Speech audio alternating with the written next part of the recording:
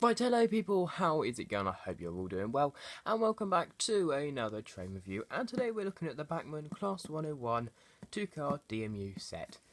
Now again, this is another re-review as the older one was pretty rubbish, but hopefully soon I should be having a new train to review, which will be very exciting.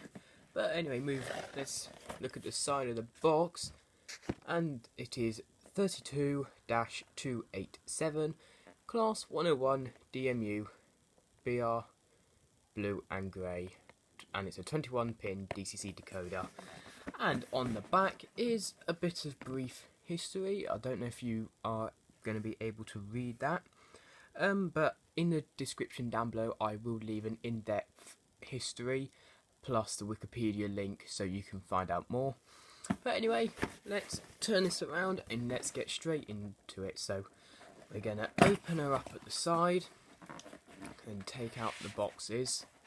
This is a dummy car, so I'm going to do that last. We'll look at the power car first. So we're going to tip it upside down and get the block of ice blister pack out. Slide the sleeve off. And the first thing we're going to look at is this detail pack.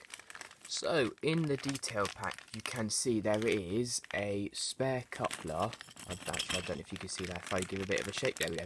So there's the spare coupler, and then there's also two sets of stairs, which you might be able to see there. And then I'm not sure what this other big plastic bit is, but we'll lift up that, take this off, lift her out, and as you can see, just by me holding her, she's a very stunning loco.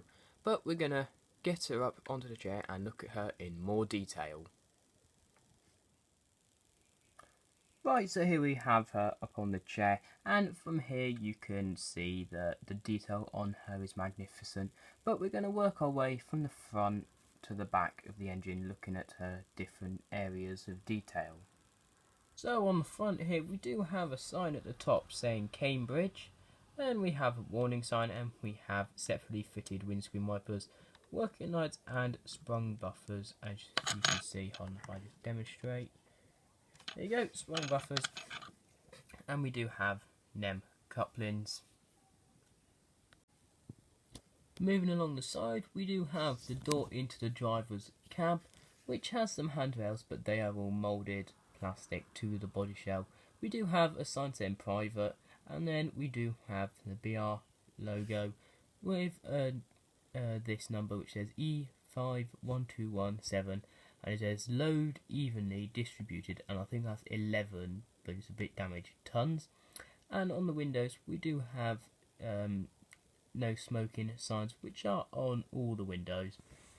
Moving along to the middle, this door also has moulded handrails, but are not separately fitted, and as I mentioned, you got no smoking signs on all the windows.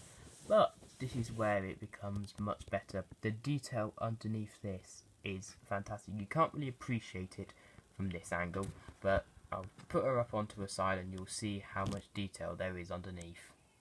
So here you can see underneath there is loads of detail. You got the two separate parts, which are nicely picked out in a sort of browny maroon colour, and then you've just got loads of stuff all to do with the engine and everything. It is really, really nicely detailed under there.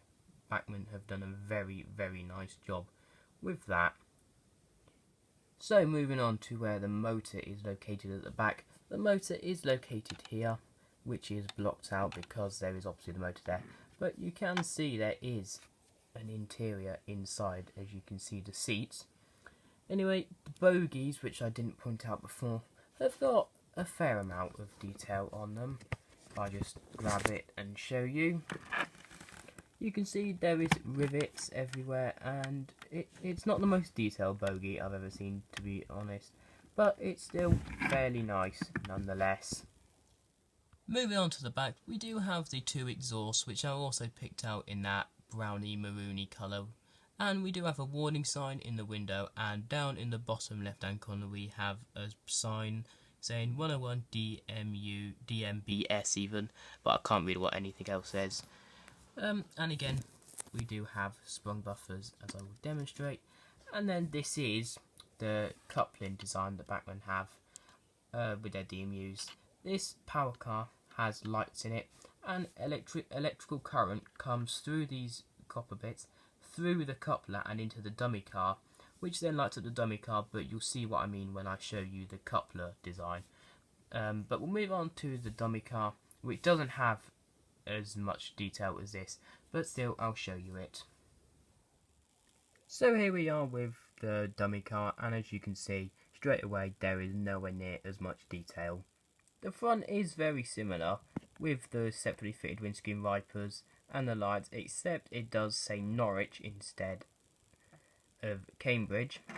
And moving along the side, it does again have the same detail.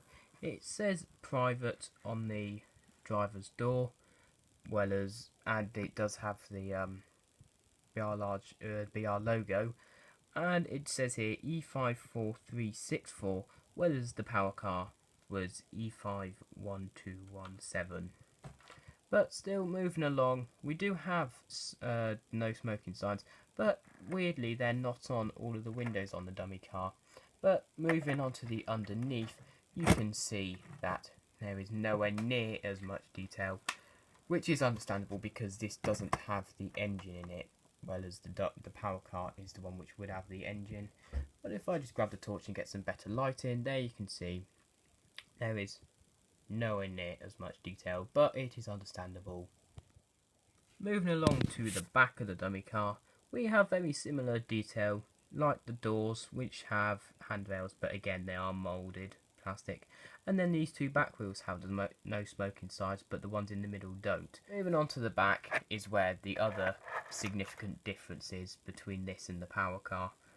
As you can see, like I showed before, the power car does have the exhaust where the diesel fumes will be coming out, but it does have the same things. It has a warning sign and it has this thing at the bottom, which you can see, but it doesn't have these windows.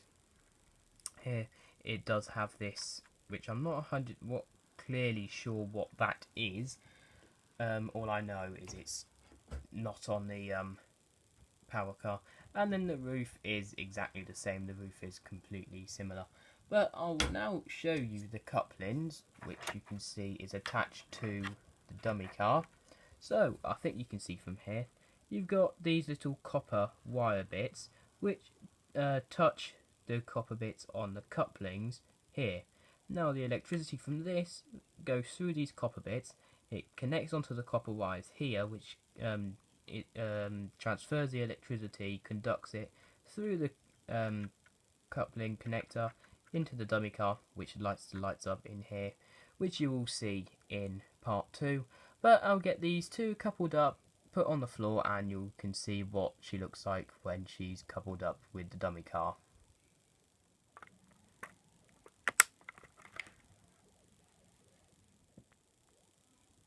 So here she is on the floor, and you can just see how long she is. Obviously she isn't the longest train in the world because it is only 2 cars, but still she is very nice when she's put together. Anyway, so I hope you enjoyed this review. Make sure to leave a like, subscribe, and turn on notifications so you don't miss another video. Anyway, I'll see you in the next one. Take care everybody, and I'll see you later. Bye.